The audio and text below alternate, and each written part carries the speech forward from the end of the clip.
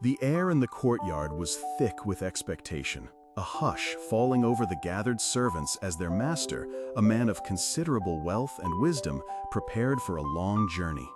His gaze, both discerning and kind, swept over their faces, pausing on each one with an unspoken trust.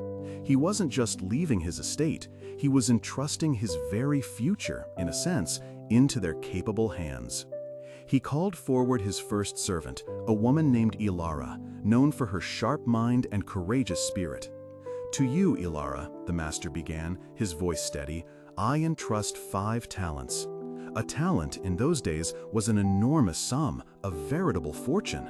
Ilara's eyes lit up, not with greed, but with a spark of immediate calculation, a glint of opportunity. Next, he beckoned Jorah, a diligent and steady man. "And to you, Jorah, 2 talents.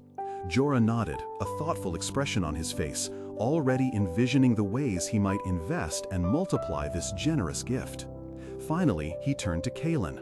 Kaelin was a quiet man, careful to a fault, and perhaps a little fearful of making a mistake. "To you, Kaelin," the master said, his tone gentle, "I give 1 talent." Kaelin's brow furrowed, a shadow of anxiety flickering across his eyes. He clutched the heavy pouch, its contents feeling like an immense burden rather than a blessing.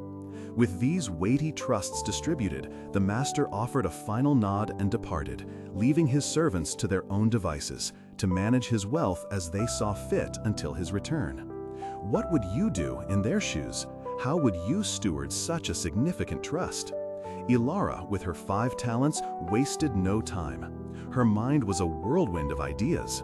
She knew the market, understood the ebb and flow of trade. She immediately went out, not to hoard or admire her entrusted sum, but to invest it. She sought out new ventures, negotiated with merchants, and took calculated risks.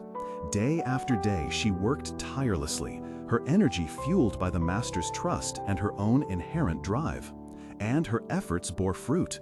By the time the master's return was a distant drumbeat, she had doubled her 5 talents, now possessing 10. Jorah, with his 2 talents, was equally proactive. He wasn't as bold as Ilara, perhaps, but he was incredibly astute. He didn't chase grand schemes, but focused on stable, reliable investments. He bought and sold goods at a steady pace, always looking for fair deals that promised consistent returns. He was a master of slow, sure growth. When the master's return finally loomed, Jorah too had doubled his initial sum, presenting 4 talents back to his lord. But Kaelin, the one with a single talent, chose a different path. The weight of responsibility gnawed at him. He thought of the risks, the possibility of loss, the master's potential displeasure if he failed. Fear, a cold, creeping tendril, began to grip his heart. He saw the talent not as an opportunity to grow, but as something to protect at all costs. What if he invested it and it was lost? What if he made a mistake? Overwhelmed by anxiety, Kaelin made a decision he believed to be safe. He dug a hole in the ground, far from prying eyes, and carefully buried his talent. There, he reasoned, it would be safe, preserved exactly as the master had given it to him. He wouldn't lose it, and therefore he wouldn't disappoint. Years later, the master returned. The air in the courtyard again buzzed with anticipation, but this time laced with apprehension for some and eager confidence for others. He called his servants to account. First came Ilara, her face bright with accomplishment. She stepped forward, presenting not 5, but 10 talents. "Master," she declared, her voice clear and joyful, "you entrusted me with 5 talents. See, I have gained 5 more." The master's face broke into a wide, approving smile. "Well done, good and faithful servant," he exclaimed, his voice warm with pride. "You have been faithful over a little. I will set you over much. Enter into the joy of your master." He praised her boldness, her diligence, and her fruitfulness. Then Jorah approached, equally confident. "Master," he said, "you entrusted me with 2 talents. See, I have gained 2 more." Again, the master's approval shone through. "Well done, good and faithful servant," he echoed. "You have been faithful over a little. I will set you over much. Enter into the joy of your master." Finally, it was Kaelin's turn. He approached hesitantly, His shoulders slumped, his eyes avoiding the master's gaze. He held out the single talent, still wrapped in the cloth he had buried it in. "Master," he began, his voice barely a whisper, thick with nervous justification, "I knew that you were a hard man, reaping where you did not sow, and gathering where you scattered no seed. So I was afraid, and I went and hid your talent in the ground. Here you have what is yours." A silence fell, heavy and profound. The master's smile vanished, replaced by a look of deep disappointment, not anger, but a profound sadness for what had been lost. Not just the money, but the opportunity, the trust. "You wicked and slothful servant," he rebuked, his voice sharp with sorrow. "You knew that I reap where I have not sown, and gather where I scattered no seed?